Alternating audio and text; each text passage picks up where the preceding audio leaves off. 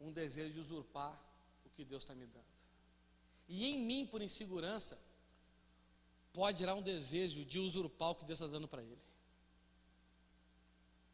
Ele vai ter o desejo de tomar o meu lugar, e eu vou ter o desejo de tirar ele de onde ele está. Acontece ou não acontece? Espírito de rebeldia. Na célula, o líder de célula não vai na célula e deixa o auxiliar dele pregando.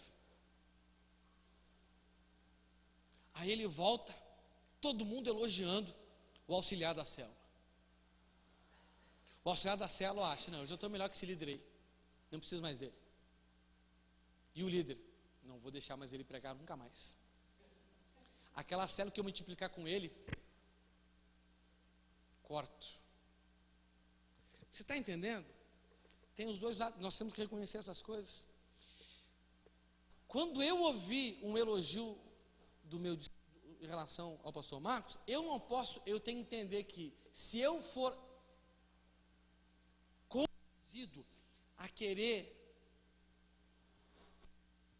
frear ele, eu tenho que reconhecer que isso é uma das faces do espírito da rebeldia, querendo me manipular para aqueles que estão abaixo de mim.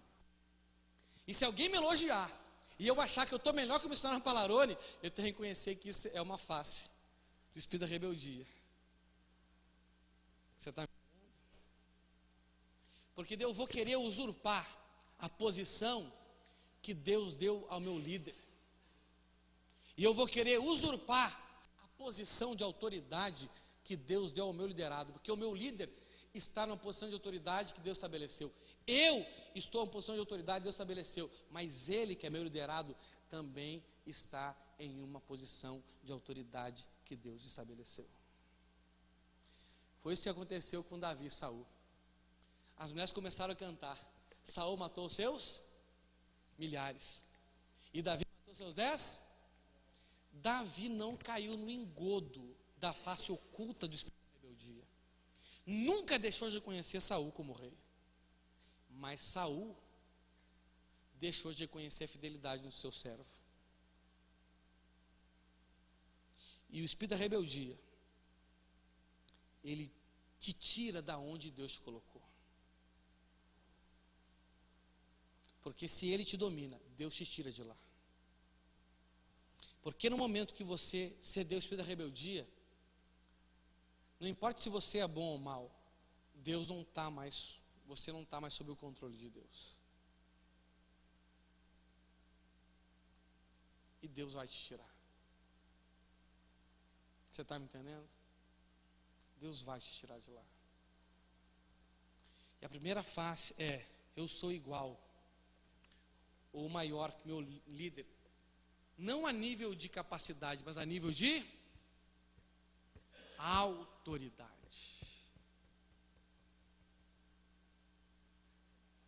O dever de vocês é ser mais capazes do que eu. O meu dever como filho é ser mais capaz que meu pai. O dever da Lara e da Rafaela, do Alisson, que é meu enteado, é ser mais capaz do que eu. Cadê o Alisson? Porque o que eu dou para ele hoje, o meu pai nunca me deu. Eu nunca ouvi o meu pai pregar, que meu pai desejava até hoje. Mas ele está ouvindo o padrasto dele pregar, então ele tem mais exemplo do que eu tive do meu pai. Então ele tem que ser mais do que eu. Porque eu estou dando para ele mais do que eu recebi. Essa revelação que vocês estão tendo agora aqui, eu demorei anos para ter, eu tinha mais de 30 anos quando eu entendi isso. Ele tem 13 e já pode entender isso desde agora. Você está entendendo onde eu estou querendo chegar? Vamos ler um texto aqui. Isaías 14, do 12 ao 14, coloca aí para nós.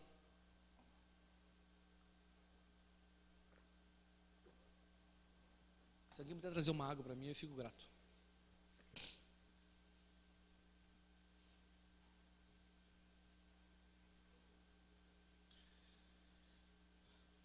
Presta atenção ali. Como caíste desde o céu, ó Lúcifer, filho da alva, como fostes cortado por terra, tu que debilitavas as nações. E tu dizias no teu coração: eu subirei ao céu, acima das estrelas de Deus, exaltarei o meu trono, e no monte da congregação me assentarei aos lados do norte. Subirei sobre as alturas das nuvens e serei semelhante ao Altíssimo. Esse texto aí, o profeta não escreveu para Lúcifer, ou seja, para Satanás. Escreveu para o rei da Babilônia. Porque Lúcifer significa filho da luz. Entendeu? Muito tempo depois foi atribuído esse nome a Lúcifer, a Satanás. Entendeu? Mas originariamente, esse texto que hoje muitos usam para designar Satanás, e não é um erro isso, mas eu não quero pegar no sentido profético esse texto hoje, eu quero pegar ele no sentido literal. Você está me entendendo?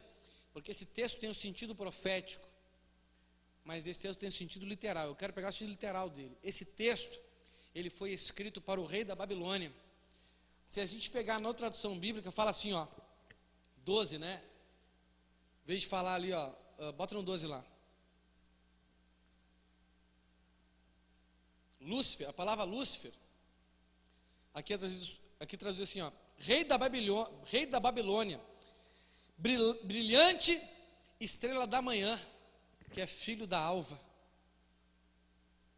Não é a estrela alva, é a primeira estrela que brilha mais forte de manhã, né? Aquilo que é traduzido como Lúcifer ali, para não confundir, eles traduziram aqui o rei da Babilônia, porque foi para ele que Isaías escreveu esse texto.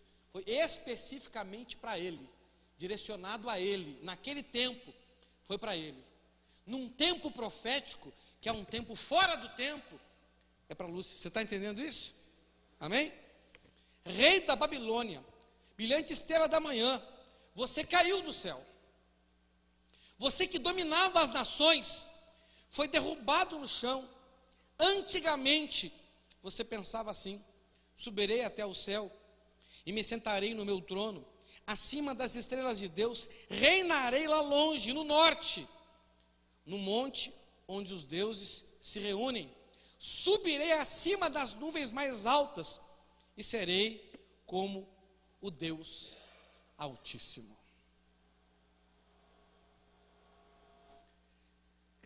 Quando Isaías profetiza isso, esse rei já tinha caído. Ele já tinha sido derrotado. Ó tu, rei da Babilônia, filho da alva, estrela da manhã, como caístes?